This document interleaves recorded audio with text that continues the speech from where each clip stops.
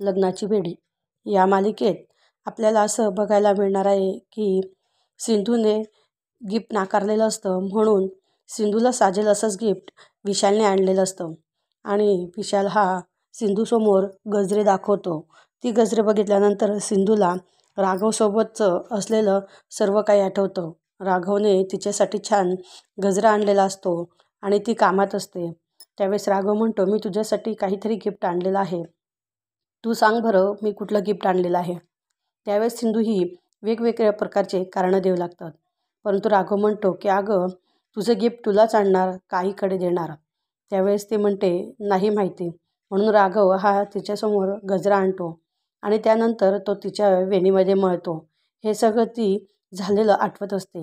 त्यानंतर विशाल हा सिंधूला म्हणतो की मी लावून देऊ का. तेव्हा सिंधू म्हणते इट्स ओके, मी ते नंतर लावून घेईल.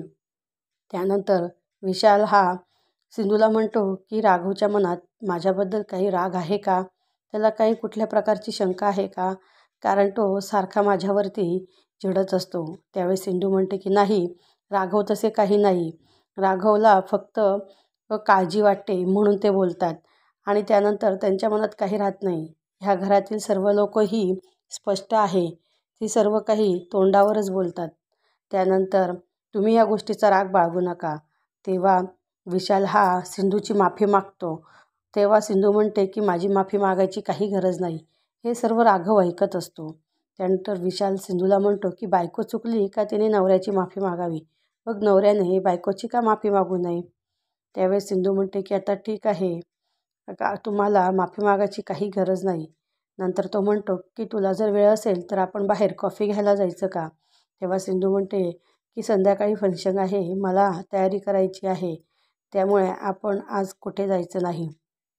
तेव्हा विशाल म्हणतो ठीक आहे. म्हणून सिंधू त्या ठिकाणी निघून तिच्या बेडरूममध्ये जाते. इकडे राघव हा विशाल जो येतो आणि विशालशी अतिशय फ्रीप्रमाणे बोलू लागतो की आपण एक पार्टी करूया. त्यावेळेस विशाल नाही म्हणतो, परंतु राघव म्हणतो की चला करूयात. तेव्हा तो जातो आणि विशाल म्हणतो की राघव बदलला आहे की बदलण्याचे नाटकं करत आहात. ते दोघेही बाहेर बाल्कनीमध्ये जातात आणि पार्टी करतात. तो बाटली पूर्ण पितो, परंतु विशालच्या मनातलं काही काढू शकत नाही आणि विशाल मनात म्हणतो की तू मला अशा 4 बाटल्या पाजल्या तरी माझं सत्य हे कधी बाहेर निघणार नाही, कारण माझ्यामध्ये पचवण्याची ताकद आहे.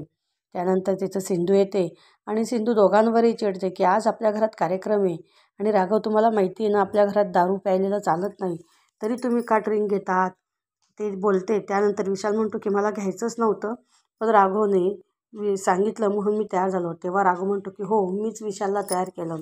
त्या ठिकाणून विशाल हा निघून जातो आणि सिंधू मात्र राघवला म्हणते की काय चालवलं राघव, तुम्ही कधी त्याच्याशी रागवतात तर कधी त्याला दारू पाजतात, आहे काय तुमच्या मनामध्ये, तुम्ही हे कशाबद्दल करत आहात. त्यावेळेस राघव सिंधूला म्हणतो की तुला कळत नाही, मला फक्त तुझी काळजी आहे आणि विशाल कसा आहे हे मला बघायचं आहे. त्यावेळेस सिंधू म्हणते की गरज काय तुम्हाला, पण तुमचं माझं नातं काय, तुमचं माझ्यावरती. त्यावेळेस राघव म्हणतो की सिंधू माझं तुझ्यावर प्रेम, आणि पुढे शब्द बंद करतो. त्यानंतर म्हणतो की तू माझ्या मुलीची आई आहे ना, म्हणून मला तुझी काळजी आहे. आणि खरंच तू विशालची इतकी काळजी करते का, त्याची इतकी बाजू घेते का. त्यावेळेस सिंधू म्हटले की आता यापुढे विशालचा अपमान झालेला तो मी खपवून घेणार नाही. त्यानंतर सिंधूला तो विचारतो की तू खरंच विशालशी लग्न करण्यास तयार आहे का, आणि तू इतकी काळजी घेऊ शकते का. सिंधू याचं उत्तर न देता त्या ठिकाणून रूममध्ये निघून जाते. ती किचनमध्ये जाते आणि राघवसाठी लिंबू सरबत बनवते. राघव तिच्या बेडरूममध्ये येतो, तिला शोधतो आणि तिच्या फोटोकडे बघून म्हणतो की खरंच सिंधू, मला तुझी काळजी वाटते गं, तू विशालसोबत लग्न करू नये, विशाल हा चांगला मुलगा नाही आहे. त्यानंतर सिंधू लिंबू सरबत घेऊन येते आणि राघवला म्हणते हे प्या आधी. तेव्हा राघव म्हणतो मी जास्ती घेतलेली नाही. ती म्हणते कुठल्याही क्षणात घरात लोक येतील आणि तुम्हाला तुमच्या तोंडाचा वास येईल. तेव्हा ती लिंबू सरबत जबरदस्तीने राघवला पाजू लागते. त्यावेळेस त्या ठिकाणी राणी येते आणि राणी हे बघते आणि घरात येते, म्हणते राघव काय चालवलं आहे तुम्ही. आणि ती सिंधूला म्हणते तू तर फक्त चान्स बघते राघवच्या मागे पुढे जाण्याचा, तू तर आता विशालची बायको आहेस ना, विशालशी लग्न करत आहेत, मग राघवच्या मागे पुढे का करते, आणि तुम्ही फक्त एकमेकांना भेटण्याचा चान्स बघत आहात.